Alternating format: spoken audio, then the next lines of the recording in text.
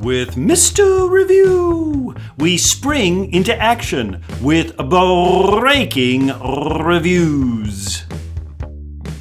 Hello, friends. We're talking about foundations, where the roots more important than the fruits. Say, when we're talking foundations, we must talk about the ideals of democracy.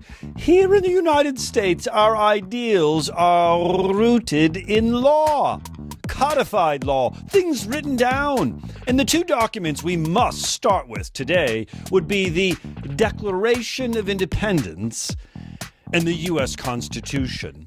When we look at the Declaration of Independence, we sometimes call it our creed. The promises that we've made to all generations, things that we will promise to live up to.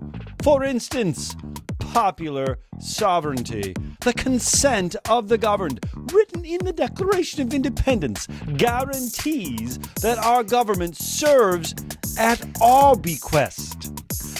The Declaration also speaks of natural rights.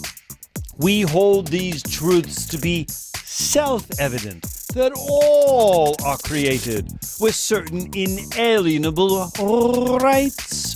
These natural rights aren't created by our government and therefore could be taken away. No, our government has promised to secure the rights that we have in our birth. It is our birthright to have certain rights like life, liberty, and the pursuit of happiness.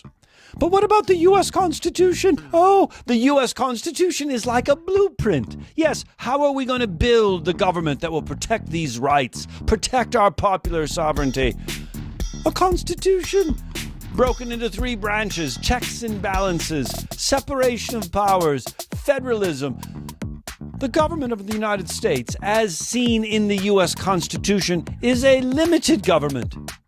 It's a social contract. We have made a deal, the people and the government. The U.S. Constitution holds our government in check as the security of our rights. The foundations springing into action with breaking reviews.